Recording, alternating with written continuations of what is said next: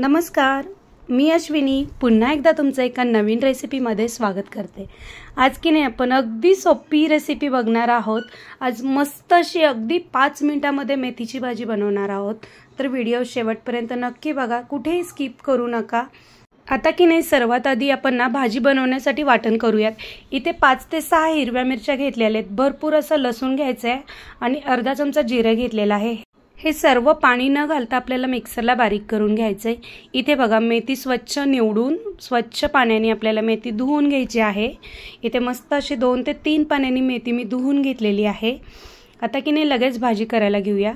गॅसवरती कढई ठेवली आहे, तेल घालायचे अंदाजे 2 ते 3 चमचे घातलेले आहे आणि जे आपण मिरची आणि लसूणचं वाटण केलेलं होतं ना ते आपल्याला तेलामध्ये घालून घ्यायचं आहे।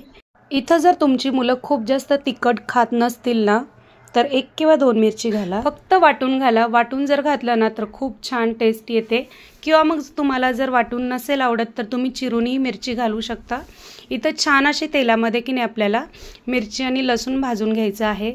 अगदी पटकन होते पण खायला खूप मस्त लागते। आता इथं छान अशी मिरची आपली तेलामध्ये भाजून तयार आहे। आता जी मी मेथीची भाजी स्वच्छ धुवून घेतलेली आहे ना, पूर्णपणे पाणी निथळून घ्यायचं आहे आणि भाजी आपल्याला कढईमध्ये घालून घ्यायची आहे। अगदी कमी वेळामध्ये जर कुठली भाजी होत असेल ना तर ही मेथीची भाजी आहे। जितक्या कमी वेळामध्ये होते ना तितकीच खायला भारी लागते।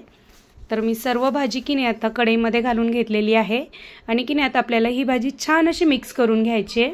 बरेच जण मेथीच्या भाजीमध्ये डाळ पण वापरतात, मी पण कधी कधी वापरते, पण माझ्या घरी की नाही शक्यतो डाळ न घालता भाजी सगळ्यांना आवडते। एखाद्या वेळेस क्वचित कधी तर जर भाजीत खूप कमी असेल आणि डब्याला पुरत नसेल मुलांना तर थोडीशी डाळ घालते, नाहीतर शक्यतो बिना डाळीचीच भाजी बनवते मी। तर इथं छान असं मिक्स करून घेतलेलं आहे बघा। लगेच मीठ घातलेलं नाहीये मी, लगेच मीठ घालायचं नाही भाजीमध्ये, एखादा मिनिट भाजी झाकून शिजू द्यायची आपल्याला। आता की नाही इथे बघा मी शेंगदाणे घेतलेले आहेत भाजलेले, शेंगदाणे थोडेसे जास्त घ्यायचे, जाडसर असे शेंगदाणे मी बारीक करून घेते। शेंगदाणे थोडेसे जास्त घातले ना भाजीमध्ये भाजीचा कडवटपणाही दूर होतो आणि भाजी चवीला खूप छान लागते। तर आता बघा इथं 1 ते 2 मिनिटं मी भाजी शिजवून घेतलेली आहे। छान अशी आपली भाजी बऱ्यापैकी शिजलेली आहे। आता की नाही आपण यामध्ये मीठ घालणार आहोत। मीठ लगेच नाही घालायचं, कारण की ज्यावेळेस आपण भाजी शिजायला घालतो ना त्याची क्वांटिटी जास्त असते आणि शिजल्यानंतर भाजी कमी होते, त्यामुळे मिठाचा अंदाज येत नाही। त्यामुळे थोडीशी भाजी अर्धी शिजवून घ्यायची आणि नंतर मीठ घालायचं। बघा इथं मी आता चवीनुसार मीठ घालत आहे आणि जाडसर असा शेंगदाण्याचा कूट घालायचा आहे आपल्याला आणि परत एकदा आपल्याला छान अशी भाजी मिक्स करून घ्यायची आणि झाकून 3 ते 4 मिनिटं भाजी शिजवून घ्यायची आहे। सकाळच्या घाई गडबडीमध्ये ऑफिसला जर तुम्हाला टिफिन द्यायचं असेल किंवा मुलांना टिफिन द्यायचं असेल तर अगदी कमी वेळामध्ये ही भाजी बनवून तयार होते।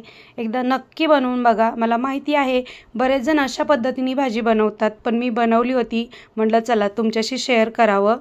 तर मस्त अशी बघा आपली ही भाजी आता आपल्याला शिजवून घ्यायची आहे। 3 ते 4 मिनिटं छान अशी भाजी शिजवून घेणार आहे मी, खूप मस्त होते। तुम्ही जर माझ्या चॅनलला नवीन असाल, तुम्हाला ही माझी रेसिपी आवडली असेल तर प्लीज चॅनलला लाईक करा, शेअर करा आणि सबस्क्राईब नक्की करा। तर या ठिकाणी बघा 3 ते 4 मिनिटांनंतर मस्त अशी आपली ही भाजी शिजलेली आहे। मस्त अशी भाजी झालेली आहे बघा, खूप छान लागते चवीला। ज्वारीच्या भाकरीसोबत किंवा चपातीसोबत तुम्ही कशासोबतही खा, खूप मस्त लागते। मला तर अशा पद्धतीने भाजी बनवलेली ना फक्त कोरडीही खायला आवडते। तर नक्की एकदा बनवून बघा। पूर्ण व्हिडिओ पाहिल्याबद्दल धन्यवाद।